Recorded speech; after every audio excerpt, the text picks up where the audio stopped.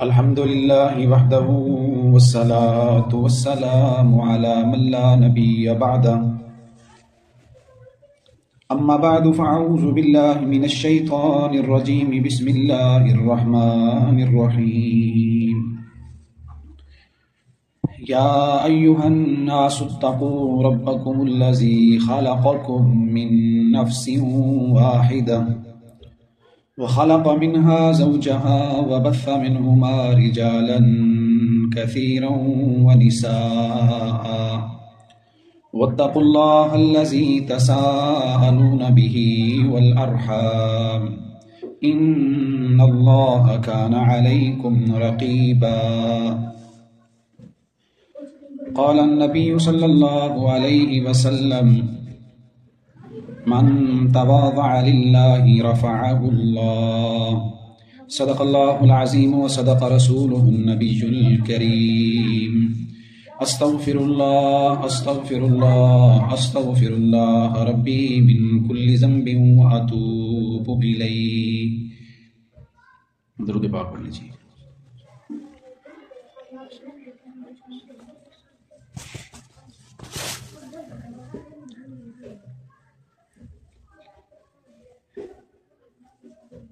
نو نومبر سن 2025 بروز اتوار شہر سناما کی ایک دینی درسگاہ دینی مدرسہ اقرا ریاض الجنہ للبنات شہر سناما کے ہفتہ وار اصلاحی پروگرام برائے خواتین میں کچھ گزارشات عرض کرنے کی اللہ پاک کی طرف سے یہ توفیق حاصل ہو رہی ہے. اللہ رب العزت سے یہ دلی دعا ہے کہ اللہ وہ باتیں مجھ سے کہلوائے جس کی مجھے اور آپ کو اشد ضرورت ہو، پھر ان باتوں پر پورے اخلاص کے ساتھ اللہ تعالی ہمیں عمل کرنے کی بھی توفیق عطا فرمائے. زیادہ تر یہ مجمع عالمات، طالبات، معلمات کا ہے، اس لیے بات کو سمجھنے میں زیادہ آپ کو دیر نہیں لگتی. عالمات، طالبات کے سامنے واز کرنا، اس میں ایک مقصد یہ بھی ہوتا ہے کہ آپ کے پاس دینی معلومات بھی آئیں، آپ خود بھی عمل کریں اور دینی معلومات کا ذخیرہ بھی اپنے پاس جمع کریں کہ کل کو امت کی خواتین کی دینی رہنمائی کی ذمہ داری اور اس کا بوجھ وہ آپ پر ہی ہے. انسان کی زبان پہ وہی آتا ہے جو اس کے دل دماغ میں ہوتا ہے. معلومات ہوں گی،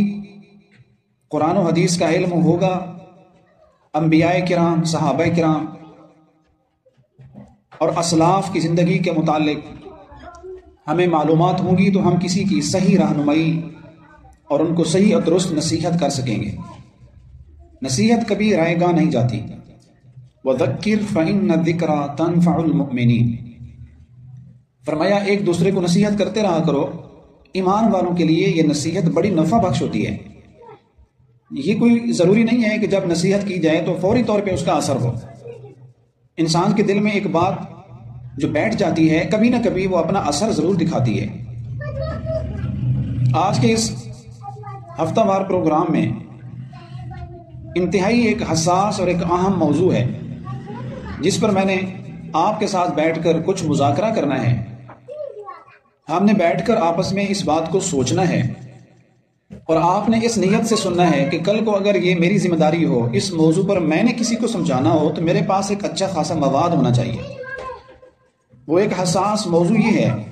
کہ گھر کیوں اجڑتے ہیں، گھروں میں فساد کیوں ہوتا ہے.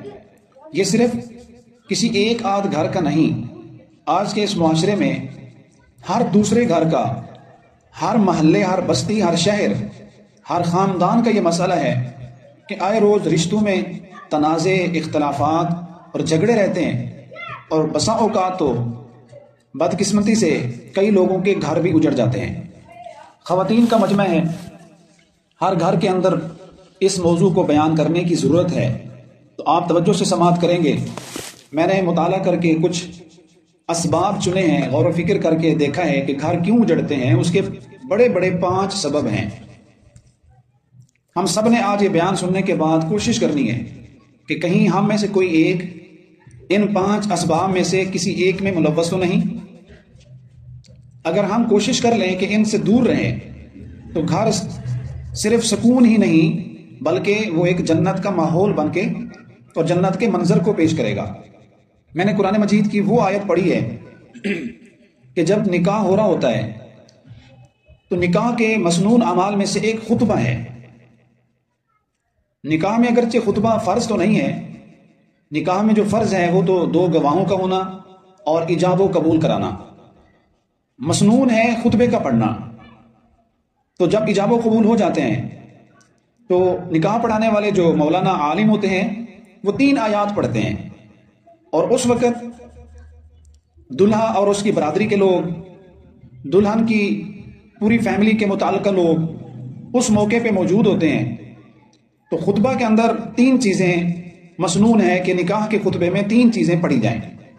نمبر 1، اس نکاح کے خطبے میں حمد و ثنا ہو، اللہ تعالیٰ کی تعریف کی جائے، اور دوسرا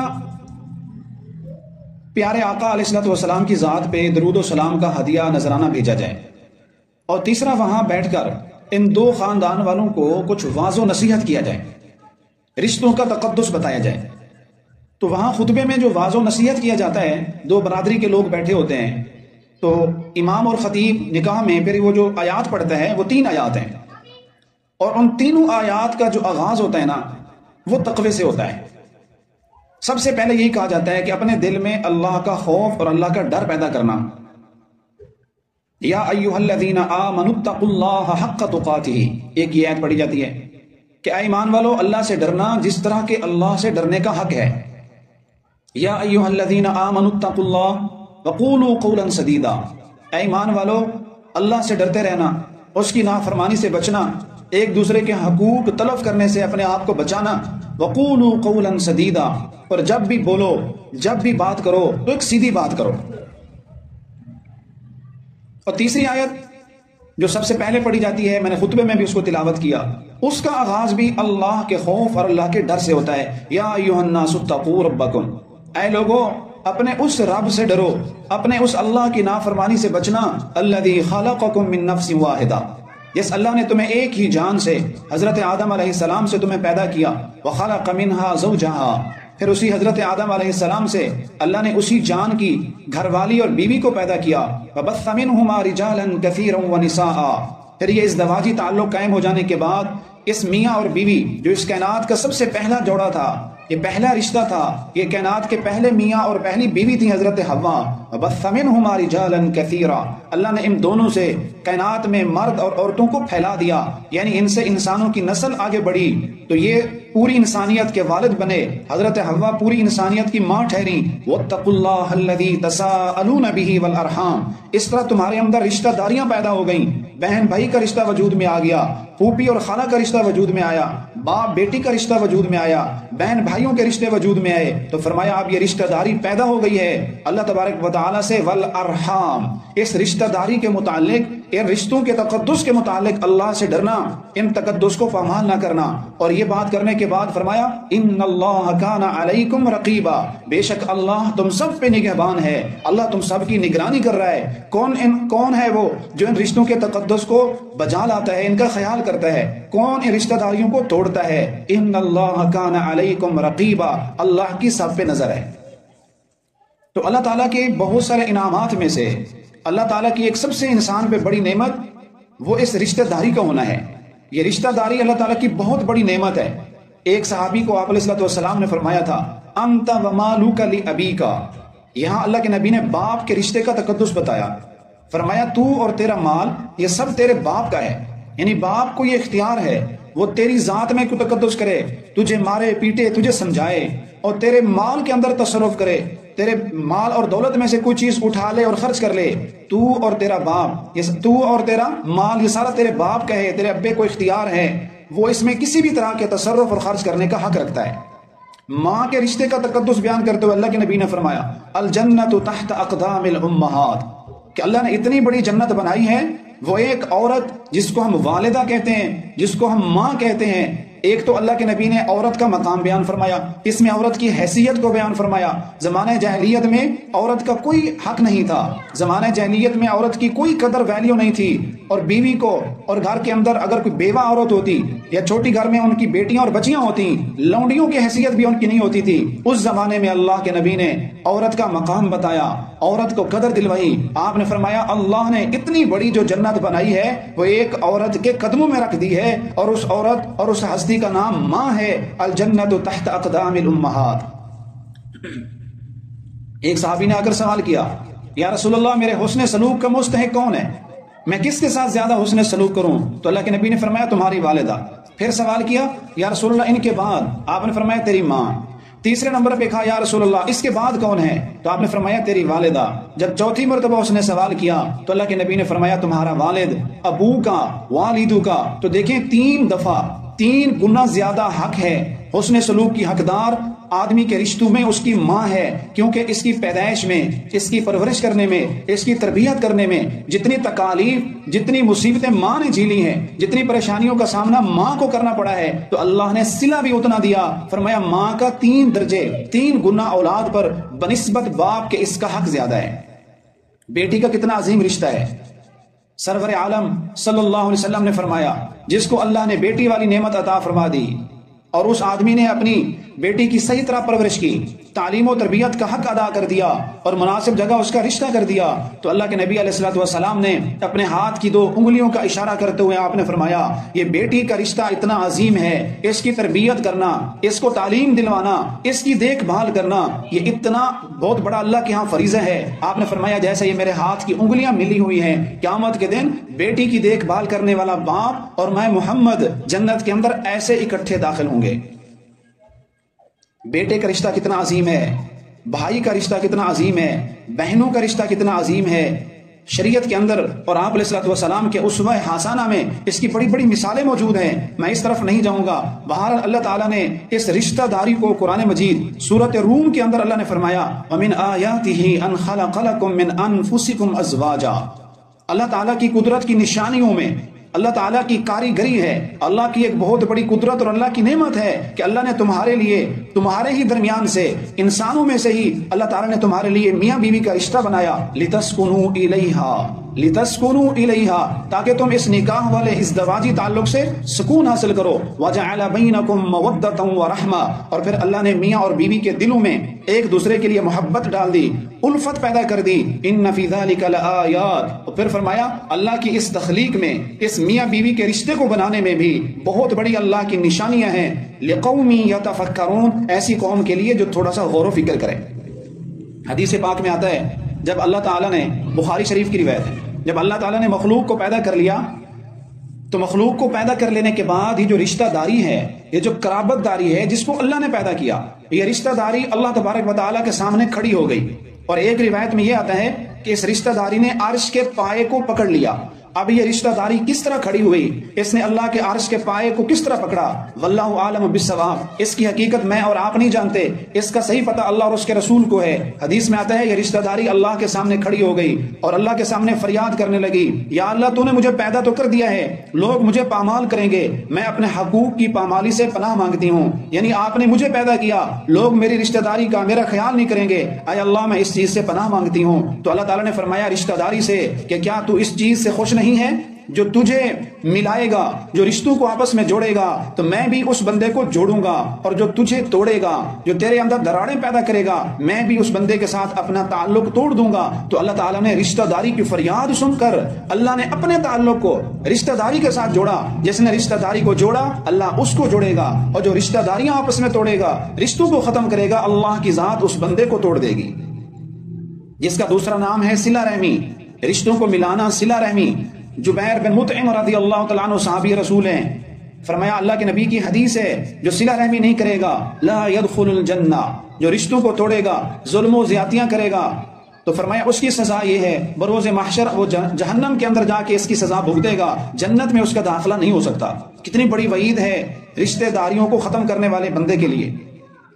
اور صحیح بخاری کی ایک اور حدیث ہے جس کے راوی ہیں حضرت ابو ہریرہ رضی اللہ تعالیٰ عنہ، فرمایا کہ آپ علیہ الصلوۃ والسلام نے فرمایا جو آدمی یہ چاہتا ہے کہ اس کی روزی میں وسعت ہو، زندگی میں برکت ہو، جو یہ چاہتا ہے روزی میں وسعت ہو، رزق میں فراخی ہو، اور اس کے گھر میں، اس کی زندگی میں ہمیشہ کے لیے برکت ہو، اس کو چاہیے ایک کام کرے، رشتہ داروں کے ساتھ حسن سلوک رکھے، ان رشتوں کو آپس میں جوڑنے کی کوشش کرے، اللہ اس کو 2 انعام دنیا میں عطا فرمائیں گے۔ نمبر 1 رزق میں وسعت ہوگی اور زندگی میں اللہ برکت عطا فرمائیں گے۔ یہ تو ثواب میں نے ذکر کیا اس آدمی کا جو رشتہ داروں کو آپس میں جوڑتا ہے اور خود بھی رشتوں کے تقدس کا، رشتہ داروں کے حقوق کا خیال کرتا ہے۔ اور یہ رشتہ داری جب ٹوٹتی ہے تو آپ علیہ الصلوۃ والسلام نے فرمایا یہ اتنا بڑا گناہ ہے، لا يدخل الجنت قاطعا، یہ رشتہ ناتا اپنی ذات کے لیے توڑنے والا، اپنے ذاتی مفاد، ذاتی حقوق کی خاطر رشتوں کو ختم کرنے والا، اللہ کے نبی نے فرمایا لا يدخل الجنہ، یہ قاطع رشتے ختم کرنے والا یہ جنت میں نہیں جائے گا۔ اور آپ علیہ الصلوۃ والسلام نے فرمایا کہ تمہیں ایسا عمل بتاؤں، تمہیں ایسا عمل بتاؤں؟ صحابہ کرام سے سوال کیا، آپ نے فرمایا جو نماز، روزے، صدقے سے بھی زیادہ افضل ہو۔ یقیناً یہاں نماز، روزے اور صدقے سے مراد نفلی چیزیں ہیں، تو اللہ کے نبی نے فرمایا ایسی چیز بتاؤں جو نماز، روزے اور صدقے سے بھی زیادہ افضل ہے۔ تو صحابہ جن کے دلوں میں ہر وقت نیکی کا شوق ہوتا تھا، آخرت کی طلب، جنت کی فکر ہوتی، متوجہ ہو گئے، کہا جی یا رسول اللہ ہمیں بتائیں وہ کون سا عمل ہے جو نماز، روزے اور صدقے سے بھی زیادہ افضل ہے؟ تو اللہ کے نبی علیہ الصلوۃ والسلام نے فرمایا صلاح ذات بین، صلاح ذات بین وفساد ذات بین یخلقہ، اللہ کے نبی نے فرمایا آپس کے تعلقات کو جوڑے رکھنا، آپس میں رشتہ داری کو قائم رکھنا، یہ ایسا عمل ہے، رشتہ داروں کی ہر بری بات کو برداشت کرنا اور ان کی طرف سے ہونے والے ظلم و ستم کو سہنا، اللہ کے نبی نے فرمایا ایسا عمل ہے، نماز، روزے اور صدقے سے بھی اللہ کے ہاں اس کا ثواب زیادہ ہے۔ اور ایک اور جگہ اللہ کے نبی نے فرمایا ایاکم والحالقہ، مونڈنے والی چیز سے بچو۔ صحابہ نے پوچھا یا رسول اللہ مل حالقہ، یہ مونڈنے والی چیز کیا ہے؟ تو اللہ کے نبی نے فرمایا جیسے اس طرح سر کے بالوں کو مونڈ دیتا ہے، رشتہ داروں کا آپس میں لڑنا جھگڑنا، ہر وقت فساد میں رہنا اور ایک دوسرے کے اوپر بحث و مباحثہ، طنز تانے دینا اور لڑائی جھگڑا کرنا، فرمایا یہ ایسا عمل ہے جیسے اس طرح اور بلیڈ سر کے بالوں کو صاف کر دیتا ہے، یہ آپس میں لڑائی جھگڑا ایک دوسرے کی نیکیوں کو بھی ایسے مونڈ دیتا ہے۔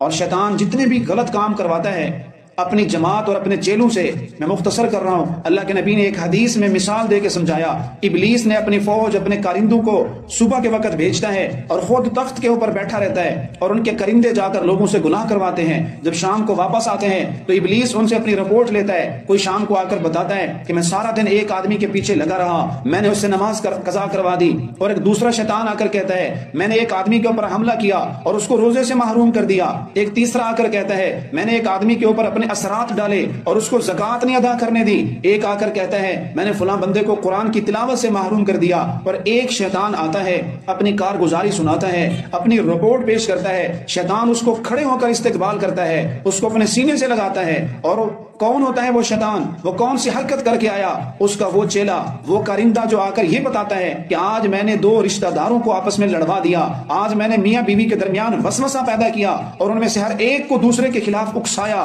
فلاں خاندان میں، فلاں گھر میں میاں بیوی کی لڑائی کروا دی اور نوبت طلاق تک پہنچ گئی۔ شیطان اس بندے کی اس کارگزاری کو سن کر کھڑا ہوتا ہے، استقبال کرتا ہے، کہتے ہیں ہاں اصل کارنامہ تو نے سر انجام دیا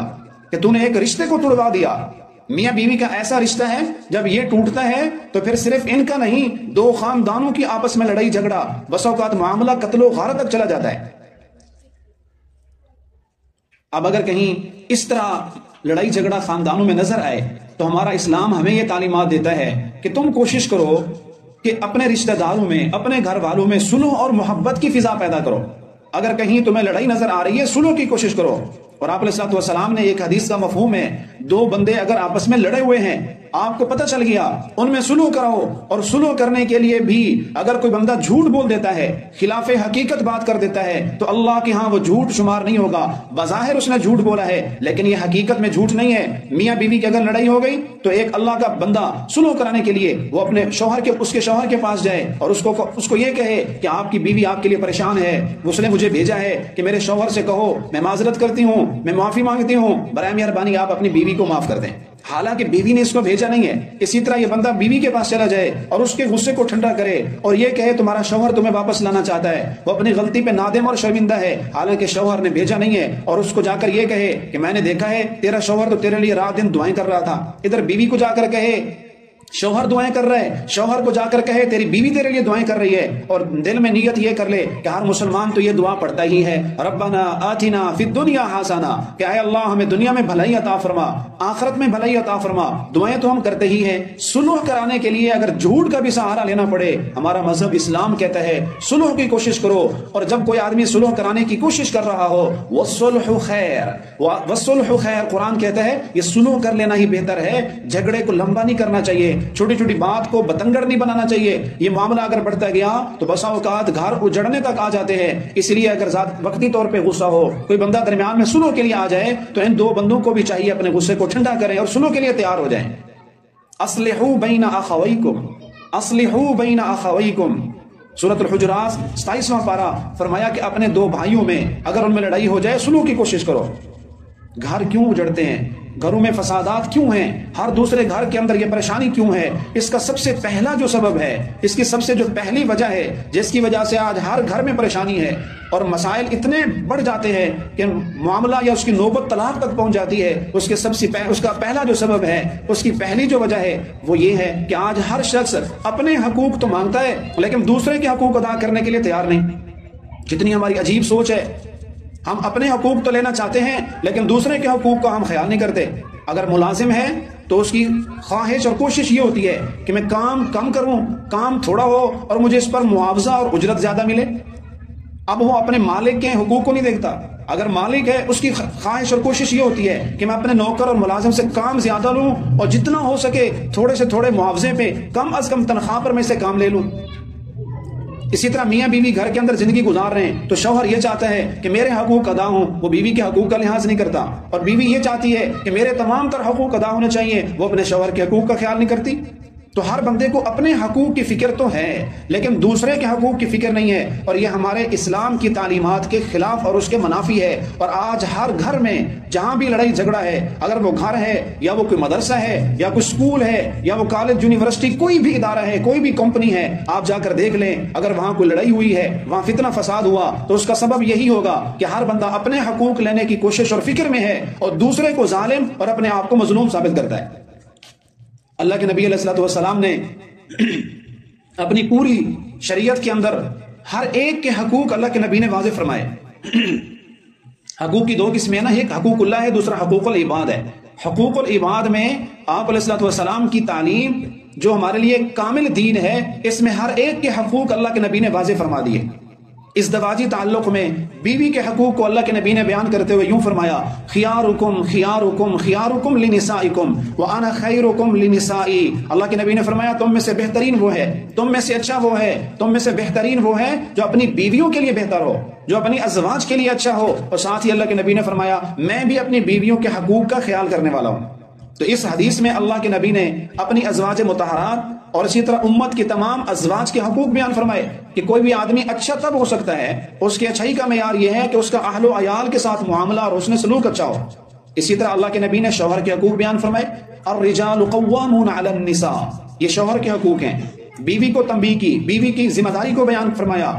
کہ بیوی کے اپنی جگہ حقوق ہیں لیکن بیوی کو چاہیے کہ اپنے شوہر کو اپنا سردار سمجھے. گھر کا جو نظام ہے یہ ایک چھوٹی سی سلطنت ہے, گھر کا جو نظام ہے یہاں بھی یوں سمجھے ایک چھوٹی سی ریاست ہے, اور اس ریاست کا حکمران, اس ریاست کا حاکم اللہ نے مرد کو بنایا, تو مرد اس کا حکمران ہے. آپ علیہ الصلوۃ والسلام نے فرمایا اللہ کے سوا اگر کسی کو سجدہ کرنے کی اجازت ہوتی تو میں بیوی کو حکم دیتا کہ اپنے شوہر کو سجدہ کرے. یقیناً یہاں سے سجدہ تعظیمی مراد ہے, اور بعض علماء نے لکھا کہ یہاں سجدہ مراد نہیں, دل سے تعظیم کرنا مراد ہے. جس طرح اللہ تعالیٰ کی ایک بہت بڑی ذات ہے, اس کے حقوق ہیں, بیوی کے ذمہ بھی اسی طرح حقوق کی اہمیت ڈالنے کے لیے فرمایا اللہ کے علاوہ کسی کو سجدہ روا ہوتا تو بیوی کو حکم دیا جاتا, اور اپنے شوہر کے قدموں میں گر کر اس کے احسانات کا شکریہ ادا کرتے ہوئے اس کو حکم دیا جاتا کہ شوہر کو سجدہ کرے.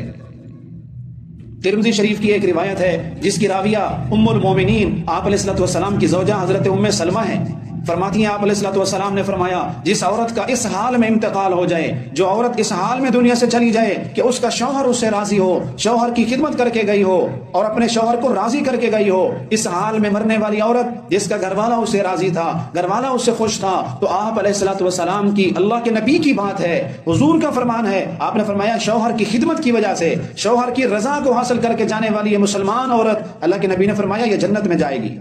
تو دیکھیں اس حدیث میں اللہ کے نبی نے، میں نے ایک مثال کے طور پہ عرض کیا، چونکہ رشتوں میں سے انتہائی مقدس اللہ کا رشتہ وہ میاں بیوی کا ہے، مثال کے طور پہ عرض کر رہا ہوں، اگر یہاں اللہ تعالیٰ نے شوہر کے حقوق بیان کیے ہیں، بیوی کے حقوق بھی بیان کیے اور دونوں کو اپنی اپنی ذمہ داریوں سے آگاہ فرمایا اور ہر ایک کو تنبیہ کی،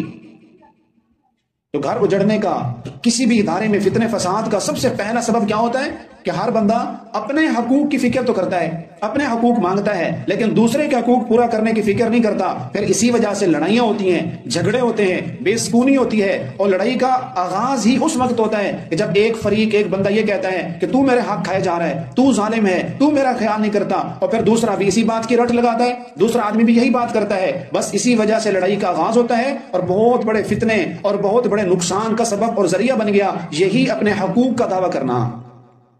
گھر کیوں اجڑتے ہیں؟ اس کا دوسرا جو بڑا سبب ہے وہ یہ ہے کہ گھر کا ہر بندہ یا کسی بھی ادارے کا ہر فرد وہ یہ چاہتا ہے کہ گھر کا پورا نظام میرے مزاج کے مطابق ہو، میرے مزاج کے خلاف کوئی بات نہ ہو، میرے مزاج کے خلاف گھر میں کوئی پر نہ مارے۔ حالانکہ اللہ تبارک و تعالیٰ نے انسانوں کو مختلف شکلوں میں بنایا، اللہ نے انسانوں کے چہرے مختلف بنائے، شکلیں مختلف، عقلیں مختلف ہیں، انسانوں کا مزاج مختلف ہے، آوازیں مختلف ہیں، پسند اور ناپسند بھی انسان کی مختلف ہیں، ہر بندے کی چاہت اللہ نے مختلف بنائی ہے۔ اگر ایک آدمی گرمی کو پسند کرتا ہے تو دوسرے کو سردی پسند ہے،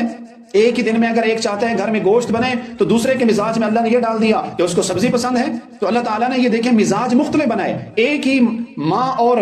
باپ سے پیدا ہونے والے بیٹے اور بھائی ان کا مزاج مختلف ہے، ایک کا مزاج سخت ہوتا ہے تو دوسرے کے مزاج میں اللہ نے نرمی رکھ دی۔ ضروری نہیں ہے کہ ہر بندے کا مزاج ایک جیسا ہو، ایسا ہو سکتا تھا کہ سب کا مزاج ایک جیسا ہوتا، لیکن ضرور اللہ کے ہر کام میں اللہ نے کوئی نہ کوئی حکمت رکھی ہے، تو ہر بندے کا مزاج دوسرے سے مختلف ہے۔ بندے کو کوشش یہ کرنی چاہیے کہ اپنی مرضی کو، اپنی خواہش کو دوسرے کی خواہش کے اندر فنا کر دے، اپنی مرضی چھوڑ دے، اپنی خواہش چھوڑ دے، تو گھر میں جتنے بھی فساد ہے، گھر میں جتنے بھی اجڑ رہے ہیں، ان تمام فتنوں سے، فسادات سے رکاوٹ بن جائے گی۔ اگر آدمی اپنی مرضی اور اپنی ضد پہ نہ اڑا رہے، دوسرے کی خواہش اور اس کی رائے کا احترام کر لے، تو یہ اتنے بڑے فسادات سے ہم بچ سکتے ہیں۔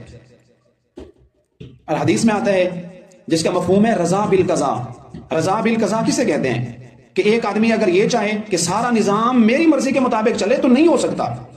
ہاں ایک بندہ ہے جس کی مرضی اور خواہش کے مطابق سارا نظام چل سکتا ہے، وہ ہے صبر کرنے والا، کہ جو بندہ ہر چیز پہ صبر کر جائے، اپنی مرضی کو اللہ کی مرضی پہ قربان کر دے، تو یوں سمجھے کہ دنیا کا سارا نظام، گھر کا سارا سسٹم اس کے مطابق چل رہا ہے، کیونکہ اس بندے نے صبر کیا ہوا ہے، جو بھی ہو رہا ہے اس کے سامنے وہ صبر کر جائے تو سمجھو اس کی مرضی کے مطابق ہو رہا ہے۔ ایک بزرگ تھے اللہ والے، تو کسی نے ان سے پوچھا سناؤ کیسی گزر رہی ہے، تو انہوں نے فرمایا بھائی اس بندے کا کیا حال پوچھتے ہو کہ دنیا کا سارا نظام جس کی مرضی کے مطابق چلتا ہے اس کو کیا پریشانی ہوگی؟ تو پوچھنے والے نے کہا یہ کیسی بات کر دیا آپ نے، کیا یہ کائنات کا سارا نظام یہ آپ کی مرضی کے مطابق چل رہا ہے؟ تو انہوں نے فرمایا ہاں یہ سارا نظام میری مرضی کے مطابق چل رہا ہے۔ انہوں نے کہا یہ تو بہت بڑی بات کر دی آپ نے، مجھے ذرا سمجھائیں مجھے۔ تو اس نے کہا بھائی دیکھو میں نے اپنی مرضی کو اللہ کی مرضی میں فنا کر دیا ہے، میں نے اپنی خواہش کو اللہ کی خواہش میں شامل کر دیا ہے، تو جو کچھ بھی اس کائنات میں ہوتا ہے میں یہ سمجھتا ہوں کہ اللہ کی مرضی سے ہو رہا ہے، اور میری مرضی اللہ کی مرضی سے الگ کوئی چیز نہیں ہے۔ تو جب سارا کام اللہ کی مرضی سے چل رہا ہے، میری مرضی اور خواہش بھی وہی ہے جو اللہ کی پسند ہے، تو میں تصور کر لیتا ہوں کہ سارا نظام میری مرضی کے مطابق چل رہا ہے۔ انما یوفی الصابرون اجرهم بغیر حساب۔ جب بھی اپنی مرضی کے خلاف کوئی کام ہوتا ہوا دیکھیں، جب بھی اپنی خواہش کے خلاف کوئی بات سنیں تو صبر کا گھونٹ بھر لیں۔ اللہ نے قرآن میں فرمایا صبر کرنے والوں کو قیامت کے دن بغیر حساب کتاب کے اتنا اجر دیا جائے گا، بغیر حساب، جس کی اللہ کے ہاں کوئی حد نہیں ہے۔ تو صبر کرنے والا اللہ کے ہاں بہت بڑا اجر پائے گا۔ اس لیے مزاج کے خلاف کوئی بات آ گئی، مزاج کے خلاف کوئی کام ہوتا ہوا دیکھ لیا، تو اس پر کیا کرنا ہے؟ صبر کا گھونٹ بھرنا ہے۔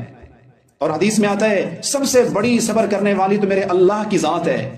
اللہ سے صبر سیکھیں۔ اللہ کی صفات میں ایک صبور بھی ہے، اللہ بہت زیادہ صبر کرنے والے ہیں، تو اللہ کے اخلاق کو اپنائیں۔ اللہ تعالیٰ جیسی صفات کا پرتاؤ ہمارے اوپر ہونا چاہیے۔ اللہ صبور ہیں، ہمیں بھی یہی درس دیا، تم بھی صبر کرنے والے بنو، اپنی مرضی کو چھوڑو، اپنی خواہش کو دوسروں کے اوپر ٹھونسنے کی کوشش نہ کرو، آخر اللہ بھی تو صبر کر رہا ہے۔ قرآن مجید کی آیت ہے سورۃ مریم کی آیت نمبر 90، تکاد السماوات یتفطرن منہ، کہ لوگ اللہ کے لیے ایسی ایسی باتیں کر دیتے ہیں، اللہ کے لیے بیوی ثابت کرتے ہیں، اللہ کے لیے بچوں کو ثابت کرتے ہیں، کئی ایسے منحوس بھی ہوتے ہیں نعوذ باللہ، وہ اللہ تعالیٰ کو گالیاں دیتے ہیں۔ فرمایا ایسی باتیں ہیں تکاد السماوات یتفطرن، اگر اللہ چاہتا آسمان ان پہ پھٹ جاتا، وتنشق الارض، زمین پھٹ جاتی ہے ان کے لیے، وتخر الجبال ہدا، اتنی بڑی بات کر دی کہ پہاڑ بھی ریزہ ریزہ ہو جاتے، ان دعوا للرحمن ولدا، کہ اللہ کے لیے بچے ثابت کرتے ہیں، اللہ کے لیے اولاد ثابت کرتے ہیں۔ تو اللہ کے نبی نے فرمایا ان تمام چیزوں کو دیکھنے کے باوجود اللہ صبر کرتے ہیں۔ اللہ یہ ساری چیزیں سننے اور دیکھنے کے باوجود اگر اللہ چاہتے یہی مشرک، یہی کافر جو اللہ کے خلاف باتیں کر رہے ہیں، اللہ اسی ٹائم اس کی زبان سے بولنے کی طاقت کھینچ لیتے، اللہ اس کو گونگا کر دیتے، اللہ اس پر اپنا عذاب بھیج دیتے۔ تھوڑا سا تصور کیجئے اگر مجھے اور آپ کو کوئی گالی دے تو ہم کتنی بڑی بڑی دھمکیاں دیتے ہیں، زبان نکال دوں گا، ہڈیاں توڑ دوں گا، پھر دوبارہ یہ جرأت کی تو تیری نسلیں یاد کریں گی، اس کا ایسا خمیازہ بھگتے گا تو ہم سے صبر نہیں ہوتا۔ لیکن اللہ ساری طاقتوں کے باوجود اللہ صبر کرنے والی ذات ہے، اللہ اس کی صلاحیتوں کو ختم نہیں کرتے، اللہ اس کے باوجود اس کو بولنے کی مزید طاقت دیتے ہیں، اللہ اس کو اندھا نہیں کرتے، اللہ اس بندے کو بہرا نہیں کرتے، اللہ اس کو لنگڑا نہیں کر دیتے، حالانکہ اللہ کے پاس طاقت ہے۔ تو اللہ تعالیٰ صبر کرنے والے ہیں۔ ہمیں بھی یہی حکم دیا اگر مزاج کے خلاف کوئی بات آ جائے خاموش ہو جاؤ۔ گھروں کو اجاڑنے والے جو اسباب ہیں ان میں تیسرا سبب کیا ہے؟ تیسرا سبب جس سے گھر برباد ہوتے ہیں وہ ہے برداشت کا ختم ہو جانا۔ طبیعتوں میں غصہ اتنا ہے اور مزاج میں غصہ اتنا غالب ہے کہ طبیعت پہ کنٹرول نہیں، حلم اور برداشت بالکل ختم ہوتا جا رہا ہے۔ ہر گھر کا یہی مسئلہ، ہر دفتر کا، ہر کمپنی کا، ہر جگہ جہاں بھی چار بندے اکٹھے رہتے ہیں تو ہر بندے کے مزاج میں غصہ اور چھوٹی چھوٹی بات پہ انا، اور اس چھوٹی چھوٹی بات پہ انا رکھ کر بعض جگہ تو بڑے بڑی قتل و غارت ہو جاتی ہے، جانیں ضائع ہو جاتی ہیں۔ اور حدیث میں فرمایا یہ جو غصہ ہے یہ شیطان کی طرف سے ہے۔ ایک آدمی غصہ کر رہا تھا اور اس کی رگیں پھولی ہوئی تھیں تو آپ نے فرمایا دیکھو دیکھو جہنم کا اثر دیکھو اس بندے پہ، اتنا غصہ کر رہے، انتفخت اوداجہ، اس کی رگیں پھولی ہوئی تھیں، رگیں پھٹنے والی تھیں، آپ نے فرمایا اس پر دوزخ کا اثر ہے۔ تو غصہ جہنم کی طرف سے ہے، یعنی کہ جہنم میں لے جائے گا، غصہ شیطان کی طرف سے ہے۔ اللہ کے نبی نے فرمایا اگر طبیعت کے خلاف کوئی بات آ گئی، مزاج کے خلاف کوئی بات آ گئی، اب برداشت کرو۔ لیکن آج برداشت کا مادہ ختم ہو گیا۔ اللہ کے نبی نے فرمایا پہلوان وہ نہیں ہے جو کشتی کرتے ہوئے دوسرے پہلوان کو پچھاڑ دے، اس کو لٹا کر اس کے اوپر چڑھ کے بیٹھ جائے۔ اللہ کے نبی نے فرمایا یہ پہلوان نہیں ہے، پہلوان وہ ہوتا ہے جس کو غصہ آئے اور غصہ نافذ کرنے کی طاقت بھی ہو، اس کے باوجود اپنے اوپر کنٹرول کرے، اپنے آپ کو قابو میں رکھے، زبان کو کنٹرول میں رکھا، ہاتھ کو کنٹرول میں رکھا۔ اللہ کے نبی نے فرمایا یہ سب سے بڑا پہلوان ہے۔ تو گھر اجڑنے کا تیسرا سبب برداشت کا ختم ہونا، دوسرے کی چھوٹی چھوٹی بات بھی برداشت نہیں ہے۔ حضرت علی کا واقعہ ایسے موقع پہ یاد رکھنا چاہیے، ایک کافر کے سینے کے اوپر چڑھے ہوئے ہیں، مارنے کے لیے تیار ہیں، اس کو پچھاڑ دیا، تلوار نکالی، گردن اڑانے ہی والے تھے، اس منحوس نے نیچے لیٹے لیٹے حضرت علی رضی اللہ تعالیٰ عنہ کے چہرے پہ تھوک دیا۔ حضرت علی فوراً کھڑے ہو گئے، تلوار کو نیام میں ڈال کے بند کر دیا۔ کسی نے پوچھا حضرت بہترین موقع تھا، اس کو جہنم واصل کر دیتے، پوری قدرت حاصل تھی۔ سبحان اللہ، آپ علیہ الصلوۃ والسلام کی تربیت یافتہ یہ شاگرد، والسابقون الاولون، سب سے پہلے اسلام لانے والے سچے مسلمان، رسول اللہ کے صحابی کا جملہ سنیں۔ آپ نے فرمایا یہ پہلے اللہ کا دشمن تھا، میں مسلمان تھا، یہ کافر تھا، پہلے کفر اسلام کی جنگ چل رہی تھی، میری ذات کی جنگ نہیں تھی، اب اس نے میرے چہرے پہ تھوک دیا تو مجھے ذاتی غصہ آ گیا، اب یہاں کفر اسلام کی جنگ بھی ہے اور میری ذات کی جنگ بھی شامل ہو گئی، کیونکہ اس نے میری بے عزتی کی ہے، اس لیے ملاوٹ ہو گئی، اس کو قتل کرنے میں میرا اخلاص کم ہو گیا، پہلے میں خالصتاً دین اسلام کے لیے قتل کر رہا تھا، اب میں ذات کا انتقام لوں۔ ہمارے نبی نے ایسی تربیت نہیں کی، اس لیے میں نے اس کو چھوڑ دیا تاکہ میرا ذاتی غصہ اس میں شامل نہ ہو جائے۔ ایک صحابی اپنے غلام کی پٹائی کر رہے تھے، آپ علیہ الصلوۃ والسلام پیچھے کھڑے دیکھ رہے تھے، غالباً حضرت عبداللہ بن عمر یا کوئی اور صحابی تھے، تو اللہ کے نبی نے ایک جملہ بولا، آپ نے فرمایا میرے پیارے جتنا تو اس غلام پہ قدرت حاصل رکھتا ہے، جتنا تجھے اس غلام پہ طاقت اور قدرت ہے، ایک اور ذات بھی ہے جس کو اس سے بھی زیادہ تیرے پر قدرت ہے اور اس کا نام اللہ ہے۔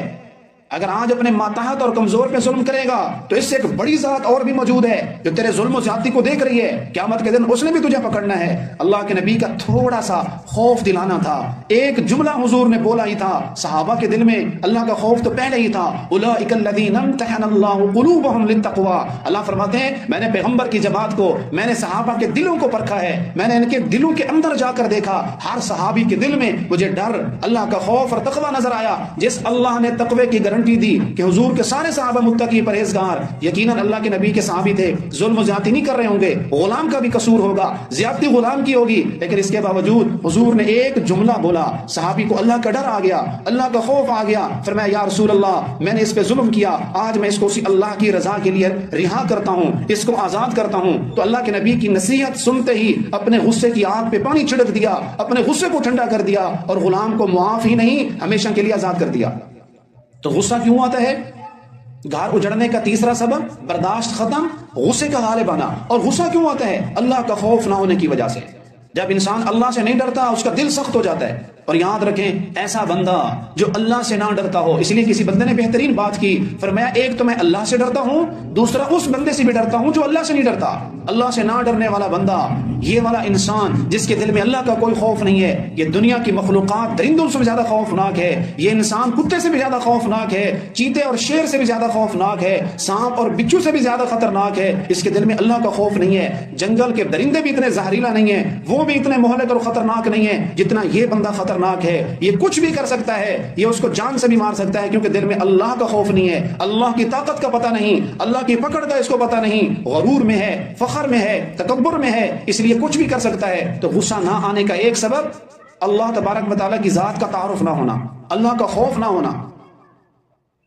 اس لیے ہم سب کو چاہیے اگر غصہ آئے تو ان چیزوں کے اوپر غور و فکر کریں جن سے غصہ قابو میں آتا ہے، جس سے غصہ کم ہوتا ہے۔ اللہ کے نبی نے فرمایا اگر غصہ آ رہا ہو سب سے پہلا حل یہ ہے مجلس تبدیل کر دو، اس جگہ سے اٹھ کے چلے جاؤ، کچھ دیر بعد آؤ گے یہ غصہ ختم ہو جائے گا، لڑائی جھگڑے فتنے فساد سے بچ جاؤ گے۔ تو کچھ عمل کرنے ہیں۔ پہلا عمل یہ ہے غصہ ختم کرنے کے لیے اپنی حیت چینج کرو، اگر کھڑے ہو تو بیٹھ جاؤ، بیٹھے ہو تو لیٹ جاؤ، اس نشست کو مجلس کو تبدیل کرو، وہاں سے اٹھ کے چلے جاؤ اور پانی منگا کے پی لو، کیونکہ غصہ یہ جہنم کی آگ کا اثر ہے اور پانی آگ کو بجھاتا ہے۔